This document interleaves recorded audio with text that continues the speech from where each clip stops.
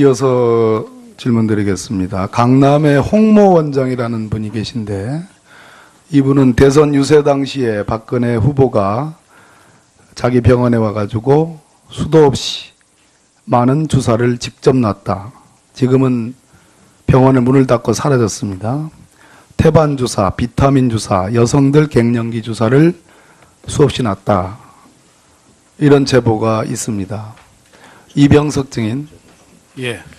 소위 지금 나오는 뭐 태반 주사, 김상만 증인이 한 그 밖에 또 백옥 주사니 이러한 주사제, 주사약 이런 것들이 소위 말하는 의존성이 자주 맞으면 생깁니까? 의존성과는 그렇게 큰 관계가 있는 것 같지는 않습니다. 중독은 안 돼요? 중독성과는 좀 거리가 있는 것 같습니다. 다소 있을 수도 있습니까? 글쎄요, 저희는 별로 그렇게 비타민 주사나 안 맞아봐서 잘 태반 모르죠. 주사를 주로 놓지 않았기 때문에. 좋습니다. 예. 우리 신보라 대위, 네. 전에 대위하셨죠? 네. 8시까지 근무한다고 그랬죠? 18시가 네, 근무 예. 18시까지입니다. 세월호 당일날 대통령이 내가 아는 한 진료가 없었다. 그것도 역시 근무하는 그 시간 범위 내에서의 판단이잖아요. 네, 맞습니다. 의무동에서 VIP를 주로 진료했다. 이렇게 증언했죠, 아까. 네. 어떤 진료를 했습니까? 의무동에서 할 수 있는 진료는 뭐 이비인후과나 뭐 안과, 치과 진료 같은 거 가능했습니다. 조혁 대위가 정맥 주사를 대통령께 놨다는 그런 증언은 보셨죠? 제가 본 적은 없습니다. 기사를 보셨냐 이 말이? 아, 네, 네, 네, 네. 김상만 증인. 주사제를 전달했다고 그랬어요. 오늘 오전과 오후 2번에 걸쳐서. 네. 그분 손에 쥐어졌다. 그분이 누구예요? 대통령이십니다. 직접 전해줬습니까? 네. 대통령께. 네. 그 주사제는 뭡니까? 종류가. 그때 상황에 따라 좀 달랐는데요. 지금 나오는 기사에 나오는 이런 무슨 주사 네, 그런 것들이 이런 것들입니까? 상황에 따라 좀 달랐습니다. 대곡, 태반 뭐 이런 것들입니까? 대부분 그런 게 통이었습니다. 대통령께 직접 건네줬습니까? 그럼 대통령이 자기가 이렇게 맞습니까? 아닙니다. 뽕쟁이가 뭐 맞듯이 이렇게 만단 말씀이에요? 직무 끝나고 그건 아니죠. 네. 그거를 청와대에서 놔줄 수 있는 사람은 조혜옥 대위나 신보라 대위겠죠. 그렇게 알고 있습니다. 예, 맞습니다. 그리고 오늘 안가 얘기도 하셨습니다. 진료 기록부에 안가라고 먼저 써져 있고요. 신보라 대위, 안가 알아요? 모릅니다. 김영재 증인. 네. 아까 우리 안민석 의원님 질문에 네. 한두 시간 뭘 했다는 얘기입니까? 부인과 함께 가서 대통령과 뭘 했다는 얘기예요. 퇴근한 대통령과 뭘 했다는 얘기입니까? 좀 늦게 오시면 아까 말씀드린 이제 피부 트러블이나 이런 거에 대해서 피부과 전문이 아니잖아요. 네, 예.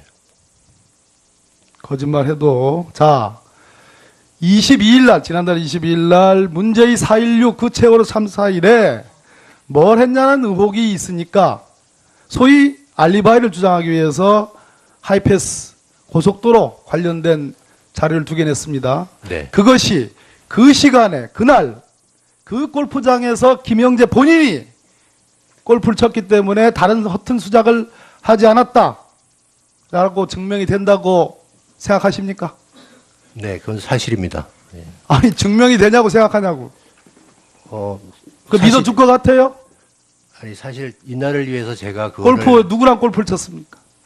한 명은 의사고요, 2명은 친구입니다. 이름이 누굽니까? 아니, 밝히지 여기서- 못하죠. 예, 예. 자, 그러니까 김상희 의원이 그 다음날 프로포폴 얘기를 합니다. 그러니까 바로 처음 해명 때 했으면 좋았을 장모 얘기가 나옵니다. 우리 김영재 병원에서는 과거 수요일마다 정규일이라 했지만 수요일 진료가 2014년 27회, 2015년 25회, 2016년 23회 총 75회나 있었습니다. 이건 뭡니까? 진료요? 예. 저는 골프 안 가는 날은 그렇게 진료를 했습니다. 그리고 프로포폴에 대한 처방이 수요일마다 있었습니다. 이날도 프로포폴 하니까 장모의가 느닷없이 나온 겁니다. 아닙니다. 이 얘기는 저희가 뭐냐면 골프를 안 치면 환자가 있으면 또 환자 바꾸고 장모 얘기를 처음부터 했으면 비교적 신빙성이 있는 얘기지만 프로포폴 얘기를 우리 김상희 의원께서 얘기하니까 장모를 갖다 들이댄 겁니다. 자, 그러면 10시 39분에 인천공항 하이패스를 통과했어요. 그러면 장모가 시술 받았다라는 PRP 시술, 네. 이거는 얼마가 소요되는 시술입니까? 한 5분에서 10분입니다. 장모께 프로포폴을 투여했습니까? 네. 마취제죠. 네. 그렇게 해서 알리바이를 맞추는 겁니다.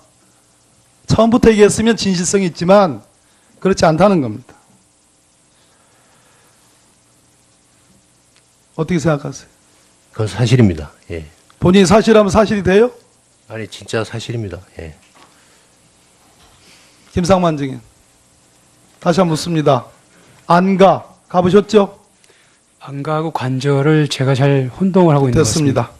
김장수 증인. 참으로 김기춘 비서실장은 법무부 장관을 한 사람입니다. 김장수 실장은 국방부 장관을 한 사람입니다. 그런데 김기춘은 김장수에게 안보실 소관이다라고 떠밀고 김장수는 김기춘에게 이건 비서실 소관이라고 떠밀고 있습니다.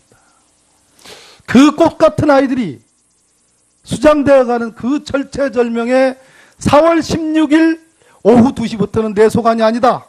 나는 안보 업무에 전념했다. 이런 진짜 멋 같은 얘기를 지금 하고 있는 겁니다. 이걸 국민들 앞에 변명이라고 그 이름이나 떼세요. 장수란 이름. 제가 여기서 뭐 책임을 회피하거나 변명을 그게 하는 책임을- 건 아니고요. 사실대로 말씀을 드리는 겁니다. 위기관리 매뉴얼에 국가안보실이 재난관리, 심각한 중대한 재난관리를 하도록 돼 있어요. 청와대 위기관리 매뉴얼에는 그렇게 돼 있지 않습니다.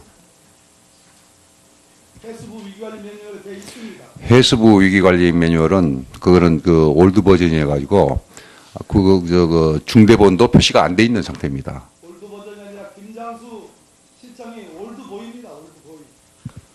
아닙니다. 그 실제 확인을 하셔보면 아실 겁니다. 예, 존경하는 박범계 의원님 수고하셨습니다. 지금까지 3차 신문을 통해서 보충 신문을 모두 마쳤습니다. 재보충 신문을 위해서 보충 신문 때 신문 시간을 조정하신 위원들이 7분입니다. 그래서 그 7분들에게 재보충 시간을 먼저 할애해 드리겠습니다. 재보충 신문을 시작하기 전에 한 가지 안내 말씀을 드리겠습니다. 지금 오병희 전 서울대 병원장, 지금은 서울대 의대 교수께서 장재원 의원님의 협조 요청으로 본 청문회장에 출석하였습니다. 분주한 일정에도 불구하고 온 국민의 관심이 집중되고 있는 우리 국정조사 청문회의 취지와 중요성을 이해하시어 자진 출석해 준 데 대해 위원회를 대표해서 감사드립니다. 그러면 본인의 동의를 구하여 정인으로 채택하여 정인의 자격으로 위원들의 질의에 대해 답변을 듣고자 합니다. 국회 선례집을 보면은 이와 같은 선례가 다수 있었습니다. 그러면 오병희 전 서울대 병원장님, 정인으로 선서하고 정인의 입장에서 답변을 해 주시는데 동의하시겠습니까? 네, 동의하겠습니다. 그러면 오병희 전 서울대 병원장님은 정인으로 채택되었음을 선포합니다. 그럼 정인 선서가 있겠습니다. 정인에 대한 신분 확인은 전문위원실에서 사전에 실시했으므로 생략하도록 하겠습니다. 정인 선서를 받는 이유에 대해서는 오병희 정인 우리 전문위원으로부터 안내 받으셨죠? 네, 설명 위원장이 그 내용은 생략하도록 하겠습니다.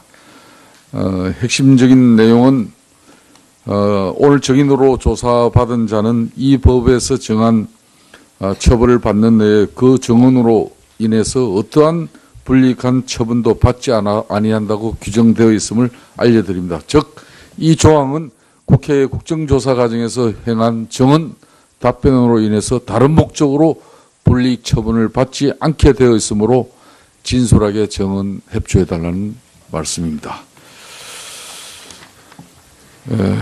다음은 선서 방법에 대해서 안내 말씀드리겠습니다. 오병희 정인께서 선서를 하시고 선서가 끝나면은 선서문을 위원장에게 제출해 주시기 바랍니다. 선서. 선서. 본인은 국회가 실시하는 박근혜 정부의 최순실 등 민간인에 의한 국정농단 의혹 사건 진상규명을 위한 국정조사와 관련하여 국정조사특별위원회에서 정언을 함에 있어 국회에서의 정언 감정 등에 관한 법률 제7조 및 제8조에 의하여 양심에 따라 숨김과 보탬이 없이 사실 그대로 말하고 만일 진술이나 서면 답변에 거짓이 있으면 위증의 벌을 받기로 명사합니다. 2016년 12월 14일 오병희.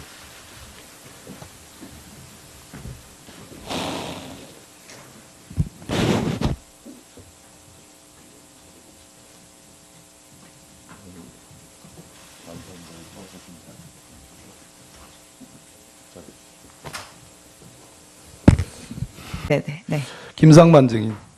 주사제를 전달했다고 그랬어요. 오늘 오전과 오후 두 번에 걸쳐서. 네. 그분 손에 쥐어졌다. 그분이 누구예요? 대통령이십니다. 직접 전해줬습니까? 네. 대통령께? 네. 그 주사제는 뭡니까? 종류가? 그때 상황에 따라 좀 달랐는데요. 지금 나오는 기사에 나오는 이런 무슨 주사 네, 그런 것들이 이런 것들입니까? 상황에 따라 좀 달랐습니다. 배곡, 태반 뭐 이런 것들입니까? 대부분 그런 게 네, 통일. 맞습니다. 의무동에서 VIP를 주로 진료했다 이렇게 증언했죠 아까.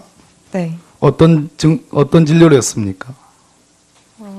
의무동에서 할 수 있는 진료는 뭐 이비인후과나 뭐 안과, 치과 진료 같은 거 가능했습니다. 조혁대위가 정맥 주사를 대통령께 놨다는 그런 증언은 보셨죠? 제가 본 적은 없습니다. 기사를 보셨냐 이 말이? 네네. 이병석 증인. 예. 소위 지금 나오는 뭐 태반 주사 김상만 증인이 한 그밖에 또 배곡 주사니 이러한 주사제, 주사약 이런 것들이 소위 말하는 의존성이 자주 맞으면 생깁니까?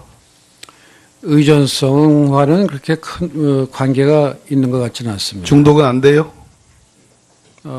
중독성과는 좀 거리가 있는 것 같습니다. 다소 있을 수도 있습니까?